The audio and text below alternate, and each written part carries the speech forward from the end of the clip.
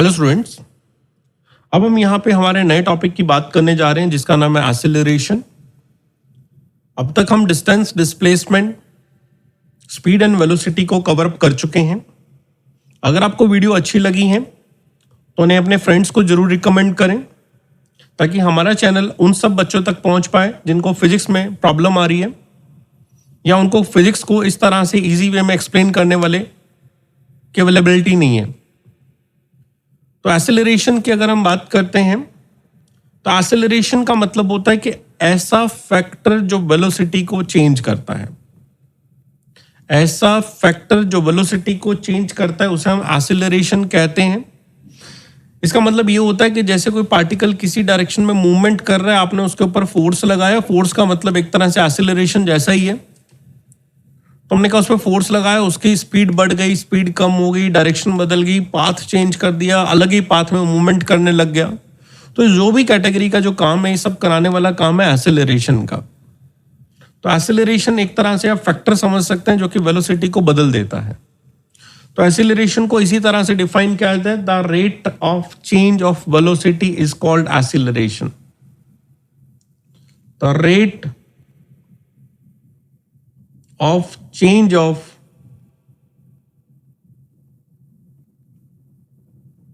velocity, the rate of change of velocity is called acceleration.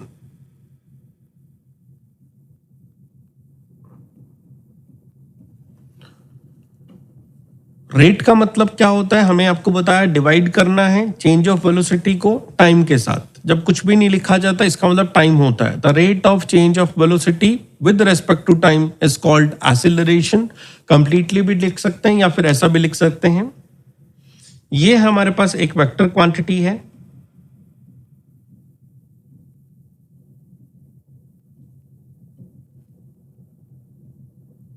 जिसका काम है velocity को बदलना, वेलोसिटी का मैग्नीट्यूड बदलना, वेलोसिटी को डायरेक्शन वाइज बदलना या वेलोसिटी का मैग्नीट्यूड और डायरेक्शन दोनों बदलना। तो इसका मतलब इट चेंजेस या फिर it can change magnitude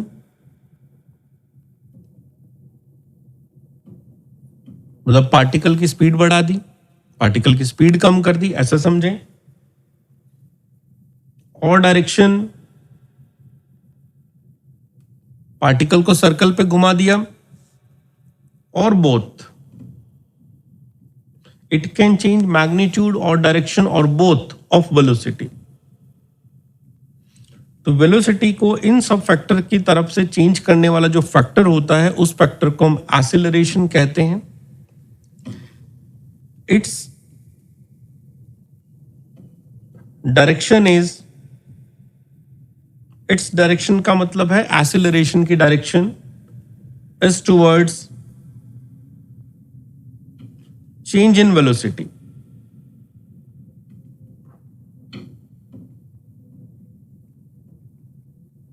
its direction is towards change in velocity. जिस डायरेक्शन में हमारी वेलोसिटी चेंज होगी तो हम कहेंगे उस डायरेक्शन में हमारे पार्टिकल के ऊपर एक्सेलरेशन एक्ट करता है। इसके कहने का मतलब, चेंज इन वेलोसिटी का मतलब ऐसा होता है कि जैसे मान लीजिए एक पार्टिकल इस डायरेक्शन में जा रहा था और उसकी इनिशियल वेलोसिटी हमने यहाँ पे लिख दी है 10 मीटर पर सेकेंड, मैंने स्पीड वाइज लिख दिया, और बाद में पार्टिकल यहाँ पे आ गया और इसकी वेलोसिटी अब चेंज होके बदल गई है 20 मीटर पर सेकेंड। तो कभी भी हम चेंज की बात करते हैं तो चेंज का मतलब होता है फाइनल में से इनिशियल को माइनस करना। तो फाइनल हमारे पास 20 है, इनिशियल हमारे पास 10 है, तो हम कहते हैं चेंज 10 आ गया। चेंज 10 का मतलब पॉजिटिव वैल्यू आ गई। पॉजिटिव वैल्यू का मतलब होता है एक्सेलरेशन भी इसी डायरेक्शन में एक्ट कर रहा है। तो now acceleration is changing the speed, so it is in the direction of the velocity. ये हमारा फर्स्ट एग्जांपल है कि कैसे एक्सेलरेशन की डायरेक्शन ढूंढ सकते हैं। फिर देखिए, अब ये कहते हैं पार्टिकल वापस से इस डायरेक्शन में, हम कहते हैं 10 मीटर पर सेकेंड से जा रहा था, ये इसकी इनिशियल वेलोसिटी लिखी है हमने। उसके बाद ये पार्टिकल इस डायरेक्शन में 5 मीटर पर सेकेंड से जा रहा है और इसको हमने इसको सेकेंड वेलोसिटी कहते हैं हमारी। तो सेकेंड वेलोसिटी जो हमारे पास है वो हमने 5 मीटर पर सेकेंड लिखी। अब कहते हैं चेंज बताएं कितना हुआ। चेंज होता है second minus first, v2 minus v1, final minus initial. तो फाइनल 5 है, इनिशियल 10 है, तो हमारे पास आंसर आया -5। -5 का मतलब होता है नेगेटिव डायरेक्शन में लगा है। नेगेटिव डायरेक्शन का मतलब होता है जिस डायरेक्शन में वेलोसिटी है उसके अपोजिट डायरेक्शन में एक्सेलरेशन एक्ट कर रहा है। तो इसका मतलब ऐसा नहीं कह सकते कि एक्सेलरेशन की डायरेक्शन वेलोसिटी की तरफ होती है। एक्सेलरेशन की डायरेक्शन उस तरफ होती है जिस तरफ वेलोसिटी का चेंज आता है। वेलोसिटी का चेंज अगर पॉजिटिव है तो direction of acceleration same direction में होता है, और वेलोसिटी का डायरेक्शन चेंज माइनस में है, इसका मतलब एक्सेलरेशन की डायरेक्शन अपोजिट होती है। तीसरा एक और फैक्टर होता है कि अगर हमारे पास पार्टिकल के पास इस डायरेक्शन में वेलोसिटी है that is given as 10 metre per second,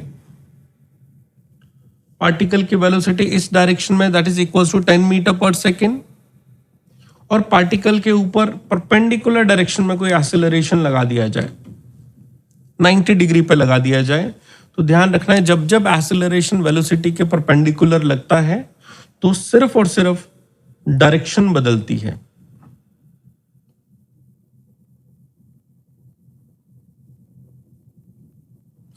जब जब वेलोसिटी के परपेंडिकुलर डायरेक्शन में एक्सेलरेशन एक्ट करेगा तो उसकी डायरेक्शन बदल देगा। तो एक्सेलरेशन का काम हो गया 3 तरीके से, स्पीड बढ़ा देना फर्स्ट एग्जांपल, स्पीड कम कर देना सेकंड एग्जांपल, स्पीड कम कब करेगा जब अपोजिट लगेगा, और परपेंडिकुलर जब लगेगा तो डायरेक्शन चेंज करेगा। तो इस तरह से एक्सेलरेशन की 3 कैटेगरी हमने बना दी है। चलिए, एक्सेलरेशन की unit metre per second square होती है, एवरीबॉडी नोज। एक्सेलरेशन एक वेक्टर क्वांटिटी है, एवरीबॉडीज नोज। तो ये सब चीजें आपको पहले से ही पता है। इसके आगे हम मूवमेंट करते हैं तो एक्सेलरेशन को हम किन किन कैटेगरी में डिवाइड कर सकते हैं, तो इसे कहते हैं टाइप्स ऑफ एक्सेलरेशन क्या होगा।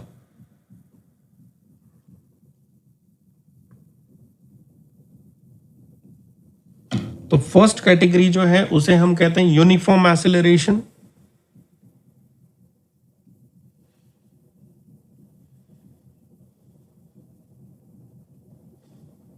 यूनिफॉर्म एक्सेलरेशन, यूनिफॉर्म एक्सेलरेशन का मतलब आप ये कहेंगे when the magnitude and direction of acceleration both remains constant.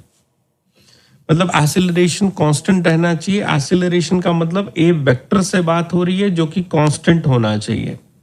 एक कांस्टेंट वेक्टर का मतलब तभी होता है जब उसका मैग्नीट्यूड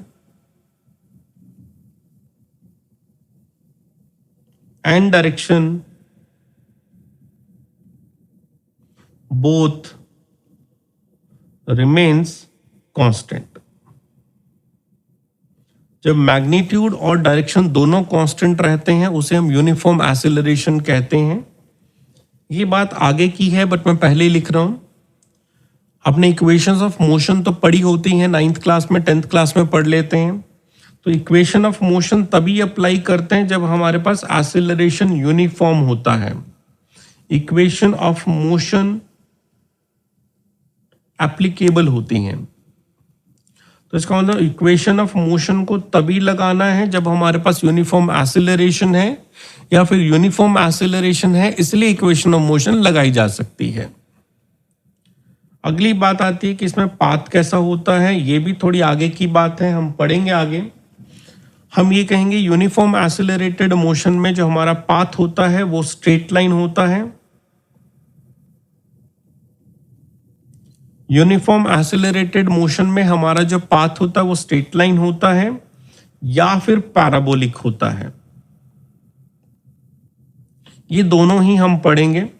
स्ट्रेट लाइन का मतलब होता है कि जैसे आपने ऊपर से किसी चीज को नीचे गिरा दिया, एक एग्जांपल वाइज समझें तो हम कहते हैं इसको जब नीचे की तरफ जा रही थी तो डाउनवर्ड डायरेक्शन में जी एक्ट कर रहा था, जी की वैल्यू हमेशा कांस्टेंट बनी रही और हमेशा नीचे बना रहा। तो जी एक कांस्टेंट एक्सेलरेशन है जो ऑलवेज एक्ट करता है towards the ground with the magnitude 9.8 metre per second square. इसी तरह से किसी बॉडी को ऐसे ग्राउंड से टेढ़ा फेंक दिया, किसी इंक्लिनेशन पे फेंक दिया, ये बॉडी ऐसे ऊपर जाके नीचे गिर गई। तो इस पाथ को देखा जाए तो पैराबोलिक है, और ये भी मोशन अंडर ग्रेविटी है, तो इसकी वजह से यहाँ भी एक्सेलरेशन जी एक्ट हुआ है। तो हमारा पाथ जो है एक तरह से स्ट्रेट लाइन या पैराबोला कुछ भी बनाया जा सकता है। तो कोई आपसे पूछे यूनिफॉर्म एक्सीलरेशन में पाथ क्या हो सकता है, तो हम कहते हैं स्ट्रेट लाइन या पैराबोला हो सकता है। सेकेंड पार्ट को हम बोलते हैं नॉन यूनिफॉर्म एक्सीलरेशन।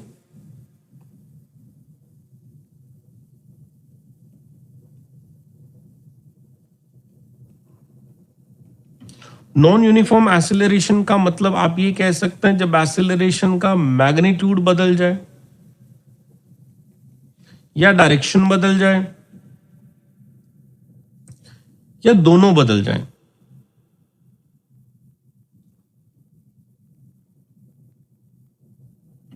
अगर किसी भी एक्सीलरेशन का मैग्नीट्यूड, डायरेक्शन या दोनों बदल जाते हैं उसे नॉन यूनिफॉर्म एक्सीलरेशन कहते हैं। नॉन यूनिफॉर्म एक्सीलरेशन का एक छोटा सा एग्जांपल आपको देते हैं। आपने पढ़ा एक सर्कुलर मोशन मान लीजिए, और सर्कुलर मोशन के अंदर हम लगभग सब लोग जानते हैं कि एक सेंट्रीपिटल एक्सीलरेशन लगता रहता है जो पार्टिकल की डायरेक्शन को बदलता रहता है। तो देखिए यहाँ पे इस डायरेक्शन में देखा जाए तो लेट्स से वेलोसिटी दिखाया जो पार्टिकल घूम रहा है, और इस डायरेक्शन में हमने इसके एक्सीलरेशन को दिखाया जो टुवर्ड सेंटर है। अभी एक्सीलरेशन टुवर्ड सेंटर है, उसके बाद पार्टिकल यहाँ पे आया तो इसकी वेलोसिटी इधर चली गई और सेंटर को मिलाने वाली लाइन यहाँ आई तो एक्सीलरेशन इधर आ गया। तो देखिए एक्सीलरेशन ने अपनी डायरेक्शन बदल दी है। सिमिलरली पार्टिकल कहीं और गया, लेट्स से यहाँ पे आया पार्टिकल तो वेलोसिटी इधर आ गई है और एक्सीलरेशन टुवर्ड द सेंटर इधर आ गया है। तो एक्सीलरेशन हर जगह पे अपनी बार बार डायरेक्शन को चेंज कर रहा है। तो इसका मतलब इस एक्सीलरेशन को हम नॉन यूनिफॉर्म एक्सीलरेशन कह सकते हैं जो डायरेक्शन बदलता है। या सिंपली हम स्ट्रेट लाइन मोशन में भी कह सकते हैं कि पार्टिकल का एक्सीलरेशन बदलते रहे और जिसकी वजह से स्पीड वेरिएशन रेट बदलता रहा। तो नॉन यूनिफॉर्म एक्सीलरेशन में पार्टिकल का जो पाथ है वो straight line, parabola, circle, ellipse कुछ भी हो सकता है, कुछ भी हो सकता है। तो इसका मतलब एनी पाथ इसमें आ सकता है। तो हमने क्या कहा था कि अगर हमारे पास यूनिफॉर्म एक्सीलरेशन होगा तो उसमें पाथ कैसा होगा, तो स्ट्रेट लाइन एंड पैराबोला। फिर हम कहते हैं नॉन यूनिफॉर्म एक्सीलरेशन होगा तो हमारा पाथ क्या होगा, तो हम कहते हैं कुछ भी हो सकता है, किसी भी डायरेक्शन में पार्टिकल जा सकता है। थर्ड नंबर पे जो हम बात करते हैं उस थर्ड नंबर के पार्ट को बोलते हैं average acceleration.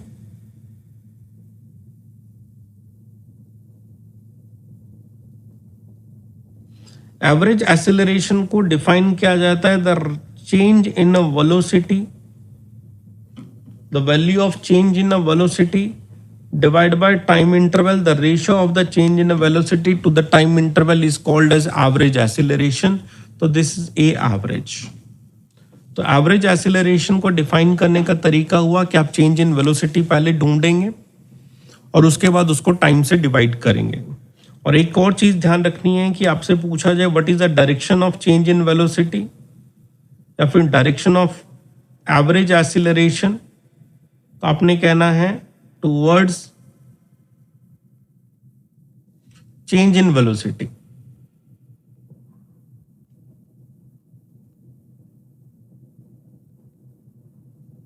Direction of average acceleration is towards the change in velocity. अभी हम एवरेज एक्सीलरेशन के क्वेश्चन की थोड़ी प्रैक्टिस करेंगे, उसके बाद नेक्स्ट हम बात करेंगे कि इंस्टेंटेनियस एक्सीलरेशन और सब क्या करना है। एवरेज एक्सीलरेशन के आप चाहें तो एक और फॉर्मूला भी बना सकते हैं जिस तरह से एवरेज वेलोसिटी का बनाया था। तो average acceleration is equals to integration of acceleration with respect to time t from t1 to t2 divide by time interval t2 minus t1। ये भी एक फॉर्मूला बना सकते हैं। इसी तरह से मैंने एवरेज वेलोसिटी का भी फॉर्मूला बनाया था, वहां पे जहां a लिखा हुआ है वहां पे v लिखा था मैंने। तो एक्चुअली क्या होता है, जैसे ही एक्सीलरेशन का इंटीग्रेशन करता है हमें चेंज इन वेलोसिटी मिल जाता है। तो फर्स्ट ऊपर वाला जो पार्ट है वो चेंज इन वेलोसिटी दे रहा है और नीचे जो डिवाइड में आपने लिखा है वो टाइम इंटरवल दे रहा है। उन दोनों के रेशो को ही हम एवरेज एक्सीलरेशन कहते हैं। तो अभी हमने आपको बोला कि फर्स्ट ऑफ ऑल हम ये पता करेंगे कि हमारे एवरेज एक्सीलरेशन को किस तरह से लिखा जा सकता है और किस तरह से किया जा सकता है। उसके बाद हम किसी और क्वेश्चंस की प्रैक्टिस करेंगे। तो ये क्वेश्चन बहुत इंपॉर्टेंट क्वेश्चन है जो कि प्रीवियस कुछ ईयर से मेडिकल के अंदर पूछा जा रहा है। तो ये क्वेश्चन ये है कि लेट से ए पर्सन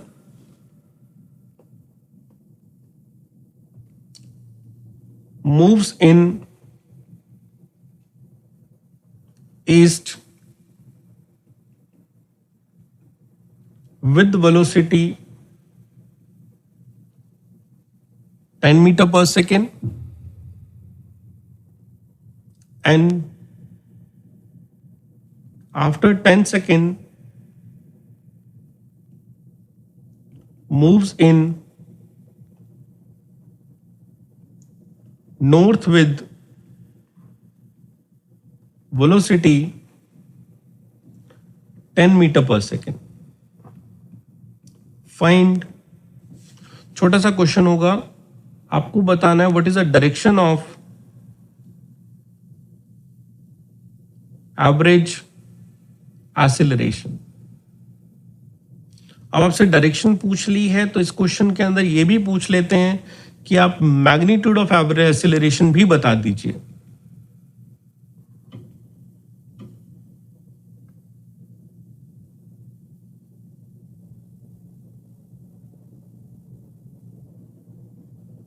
तो आपसे पूछा गया डायरेक्शन ऑफ एवरेज एक्सीलरेशन बताइए, सिर्फ इतना सा क्वेश्चन था, बट हमने कहा कि जब एवरेज एक्सीलरेशन भी पूछ लिया है तो फिर एवरेज एक्सीलरेशन का मैग्नीट्यूड भी पूछ लेते हैं।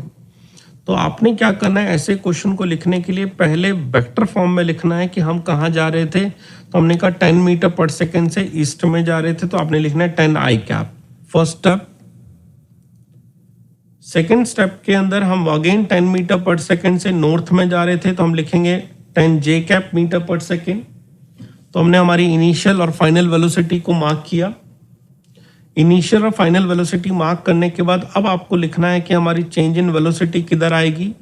तो चेंज इन वेलोसिटी आप लिखेंगे v2 माइनस ऑफ v1, तो that will become 10 of J cap, this is a final velocity, minus 10 of I cap, this is called initial velocity. तो इस फाइनल और इनिशियल वेलोसिटी से हमारे पास आया 10 J cap minus 10 I cap metre per second. तो मेरा question simple पहले ये था कि what is the direction of average acceleration. Direction of average acceleration के लिए हमें ज्यादा कुछ नहीं करना, हमने ऊपर एक नोट लगाया है, the direction of average acceleration is towards the change in velocity. तो हमने चेंज इन वेलोसिटी लिख दिया है। यहाँ पे एक सिंबल आ रहा है जो कि प्लस जे कैप दिखाई दे रहा है, 10 जे कैप है इसलिए प्लस जे कैप कहेंगे, और इस वजह से इसकी डायरेक्शन को नॉर्थ कहा जाएगा। यहाँ पे आपका सिंबल आई आ रहा है, लेकिन उसके आगे कहीं ना कहीं एक माइनस भी दिखाई दे रहा है, तो this is whole term is minus 10 I. जब ये 10 और 10 सेम नंबर हो तो ये वाला जो मेथड मैं आपको बता रहा हूँ ये अप्लाई कर सकते हैं हम, जब सेम नंबर हो। यहाँ अलग नंबर हो तो नहीं कर सकते। तो 10 जैसे हमने नॉर्थ बोला और माइनस आई से हम कहते हैं वेस्ट बोल देते हैं। तो अब आपसे पूछा गया what is the direction of average acceleration, तो आंसर है नॉर्थ वेस्ट। तो क्या सिंपल क्वेश्चन है, क्या करना है, पहले वेलोसिटी को वेक्टर फॉर्म में लिखना है, पहले वाली कितनी थी, सेकंड वाली कितनी है, दोनों को माइनस करना है। माइनस करने के बाद में जे के आगे जो पहला सिंबल देखा प्लस जे है तो नॉर्थ हो गया, दूसरा सिंबल माइनस आई इसलिए वेस्ट हो गया, तो आंसर है नॉर्थ वेस्ट। अब क्वेश्चन ने आपको ये भी कहा है कि आप एवरेज एक्सीलरेशन का मैग्नीट्यूड बताएंगे, तो पहले हम एवरेज एक्सीलरेशन को वेक्टर फॉर्म में पता करते हैं। तो ये आपके पास डेल्टा वी तो आपने लिख ही दिया था 10 जे माइनस 10 आई, और टाइम मैंने आपको दिया था कि इसने 10 सेकेंड मूवमेंट क्या है, तो ये आंसर आपके पास हुआ जे minus I.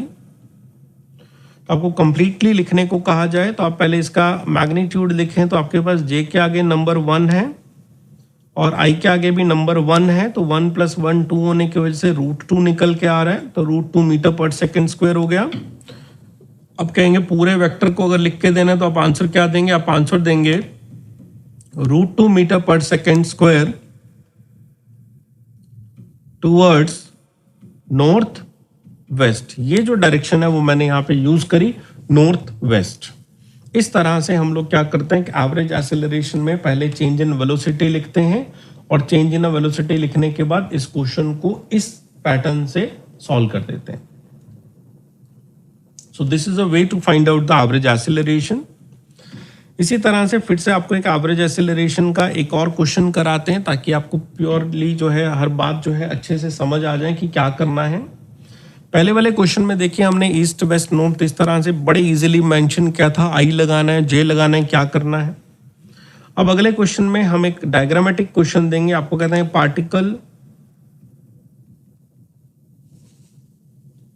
Is moving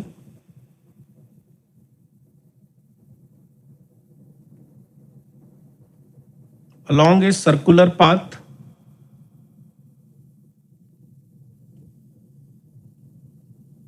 a particle is moving along a circular path of radius और रेडियस आपको दी गई है, यहां पे कुछ भी लिख दीजिए, let's say 4 metre with uniform speed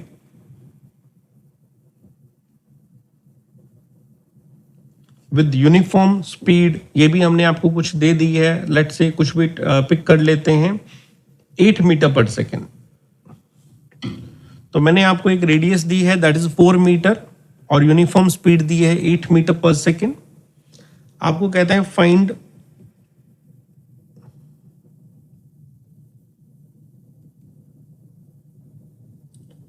magnitude of average acceleration, find magnitude of average acceleration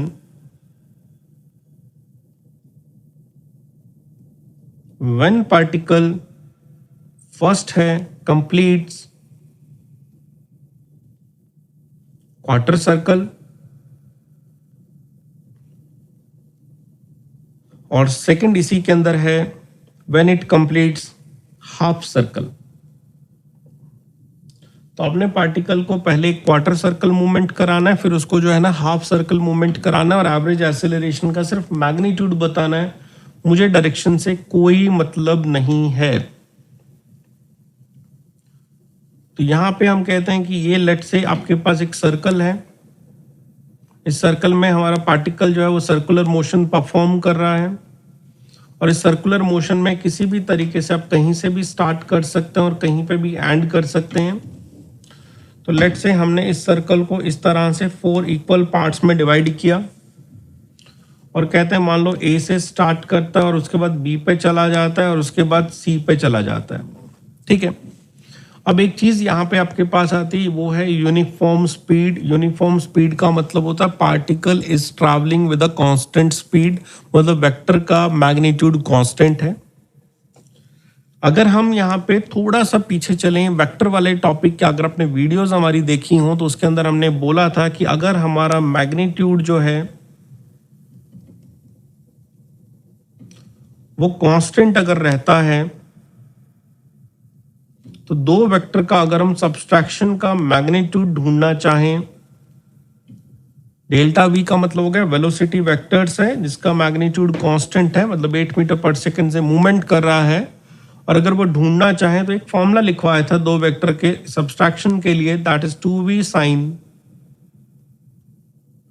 θ/2। θ/2 का मतलब होता है कि यहाँ जो भी एंगल होगा तो दोनों वेक्टर के बीच में बनेगा वो थीटा है, हमें हाफ यूज करना है।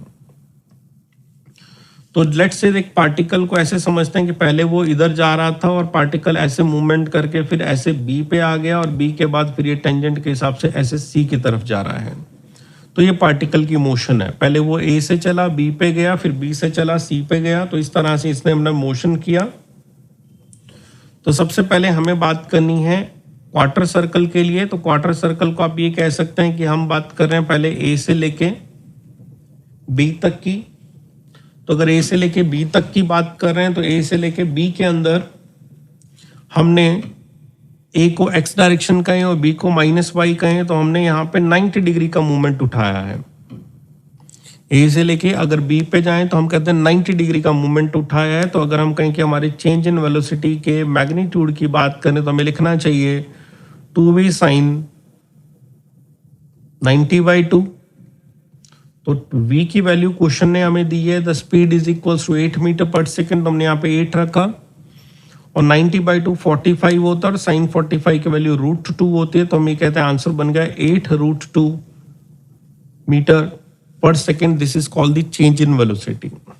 लेकिन हमें तो एवरेज एक्सेलरेशन चाहिए, तो एवरेज एक्सेलरेशन के लिए तो टाइम भी चाहिए होगा हमें, और टाइम अभी हमें मिला नहीं है, तो हमें टाइम कैलकुलेट करना पड़ेगा। तो ये पुराने क्वेश्चन से रिलेटेड है कि जब भी हमें टाइम कैलकुलेट करना है तो हमारे पास होनी चाहिए एक तो डिस्टेंस और एक होनी चाहिए हमारे पास स्पीड। दोनों जब इकट्ठी लिखी जाएंगी तब उसे हम टाइम कहेंगे। डिस्टेंस की बात करें तो हमने ए से लेके बी तक ट्रैवल किया है। ए से लेके बी तक ट्रैवल करें तो हमने पूरे पेरीमीटर का 1/4 पार्ट ट्रैवल किया है। 2πr पूरा पेरीमीटर है, तो ए भी उसका क्वार्टर है। और हमने स्पीड जो रखी है वो 8 मीटर पर सेकेंड रखी है। इसको अभी हम सिंबल वाइज v लिख देते हैं बस। अब हम यहाँ डेटा पुट करना स्टार्ट करते हैं, तो ये हो गया 2 × पाई। रेडियस की वैल्यू क्वेश्चन ने क्या मेंशन किया देख लीजिए, 4 है और स्पीड 8 है। तो रेडियस की वैल्यू हमारे पास 4 है, ये हुआ 2π × 4 divide by 4 divide by speed is 8। इस 4 से ये 4 कैंसिल हो सकता है, इस 2 से ये 8 कैंसिल हो सकता है, और आंसर बनता है हमारे पास π/4 सेकेंड। तो इतना हमारे पास टाइम लगा। अब क्वेश्चन ने हमें कहा था कि what is the magnitude of average acceleration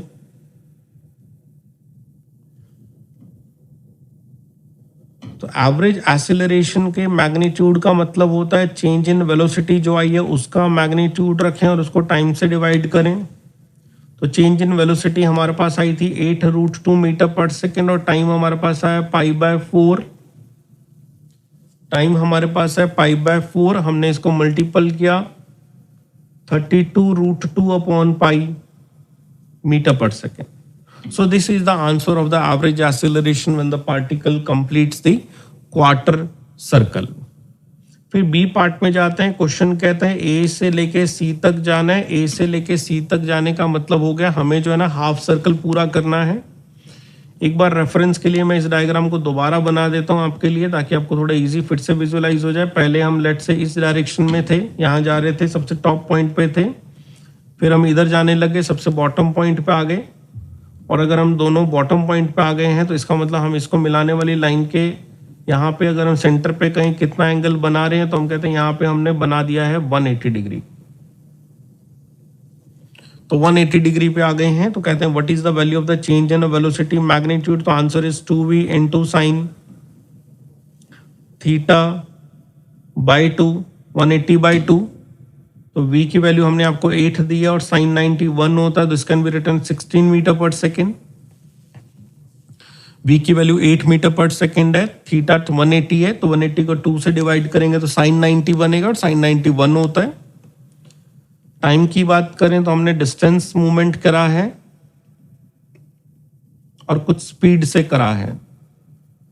distance पूरे पेरीमीटर का हाफ है, पेरीमीटर 2πr होता है तो उसका हाफ हो गया πr, और स्पीड को v लिखते हैं तो answer is π × r is radius 4, speed is 8, so you can write as π/2 seconds हमारे पास आ गया। ये speed was 8 and radius was 4, तो π/2 सेकेंड आ गया। अब कहते हैं कि एवरेज एक्सीलरेशन बताएं, तो हम कहते हैं पहले बताएं चेंज इन वेलोसिटी का मैग्नीट्यूड कितना आया, फिर हम कहते हैं टाइम कितना लगा। चेंज इन वेलोसिटी हमारा 16 आया था और टाइम हमारा π/2 है, तो जिसको डिवाइड किया तो this is 32/π metre per second square. This is a way to find out the average acceleration in this 2 questions, जहां पे पार्टिकल की पहले एक डायरेक्शन के हिसाब से लिखा गया और उसके बाद फिर हमने जो है इस तरह से लिखा है। इस एवरेज एक्सेलरेशन के क्वेश्चन अभी हम और भी करेंगे, लेकिन सबसे पहले हम यहां पे डिफाइन कर देते हैं इंस्टेंटेनियस एक्सेलरेशन।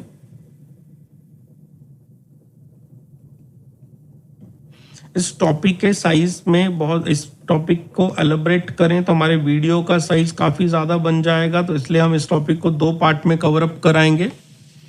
अभी हम यहाँ पे इंस्टेंटेनियस एक्सीलरेशन का जस्ट थोड़ा सा इंट्रोडक्शन लिखेंगे और नेक्स्ट इसी वीडियो के अंदर नेक्स्ट वीडियो हम इसको कंटिन्यू करेंगे और जहाँ पे हम इंस्टेंटेनियस एक्सीलरेशन के आपको जो है क्वेश्चंस की प्रैक्टिस कराएंगे। इंस्टेंटेनियस एक्सीलरेशन को सिंपली डिफाइन कर देते हैं, the differentiation of velocity with respect to time t will give you the acceleration. The differentiation of velocity with respect to time t will give you the acceleration. This is called the acceleration at a particular instant. This is called acceleration. A मतलब acceleration at a particular instant of time. तो किसी भी एक instant पे जो acceleration की value आती है वो हम इस तरह से कैलकुलेट करते हैं by doing the differentiation of velocity with respect to time T. Velocity की वैल्यू हमने कैलकुलेट करी थी dr/dt से. अगर हम लेफ्ट में डिफरेंशिएशन dv/dt लिखें और अगेन राइट में दोबारा से डिफरेंशिएशन dr/dt लिख दें, मतलब हमने क्या किया, लेफ्ट साइड का भी डिफरेंशिएशन लिखा और राइट का भी लिखा, तो ऐसा कह सकते हैं acceleration is equals to double differentiation of position vector with respect to time also. तो उसको डबल डिफरेंशिएशन भी कहा जा सकता है. This is only for theoretical purpose कि एक्सीलरेशन को क्या लिख सकते हैं, डबल डिफरेंशिएशन ऑफ पोजीशन कह सकते हैं. तो एक्सेलरेशन को कैलकुलेट करने का एक फॉर्मूला लिखा जो कि है आपके पास a equals to dv vector by dt. अगर हम सिंपल 1D मोशन कर रहे हैं तो हमें इस पर वेक्टर लगाने की जरूरत नहीं है, हम सिंपल dv बाय dt भी लिख सकते हैं. अगर हम 2D मोशन कर रहे हैं तो dv वेक्टर बाय dt आना चाहिए, और अगर हम सिंपल 1D मोशन कर रहे हैं तो हमें वेक्टर लगाने की जरूरत नहीं, हम dv बाय dt लिख सकते हैं. अब एक और चीज ध्यान दीजिए, अगर मैं dv बाय dt को dx से मल्टीपल और dx से डिवाइड कर दूं तो कोई फर्क पड़ेगा क्या? जितने नंबर से हम मल्टीपल करें और उसी से अगर डिवाइड करें तो कोई फर्क पड़ता है क्या? आंसर है नहीं पड़ता. ऊपर वाले नंबर्स को आपस में एक्सचेंज कर दें, dx की जगह पे dv कर दें और dv की जगह dx कर दें, तो इसको हमने इधर शिफ्ट कर दिया और इसको हमने अगर इधर शिफ्ट कर दिया तो कोई फर्क पड़ता है क्या मैथमेटिक्स में? आंसर है नहीं पड़ता है. तो एक्सेलरेशन को लिखें तो dx/dt तो वेलोसिटी होता है और इसको dv/dt को हम कुछ नहीं कहते, तो इसको इसी तरह से कॉपी कर दिया तो हम कहते हैं एक्सेलरेशन का एक और फॉर्मूला बन गया. पहला फॉर्मूला क्या बना है एक्सेलरेशन का? ध्यान से वापस चलें. एक्सेलरेशन का एक फॉर्मूला क्या बना है? वो बना है dv/dt. ये कब लगाना है एक्सेलरेशन ढूंढने के लिए? When equation of velocity is in terms of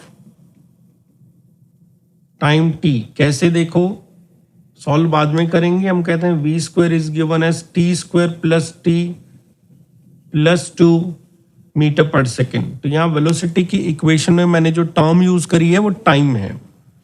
तो जो वेलोसिटी में जो टर्म टाइम है, तो इस फॉर्मूले से एक्सेलरेशन ढूंढेंगे.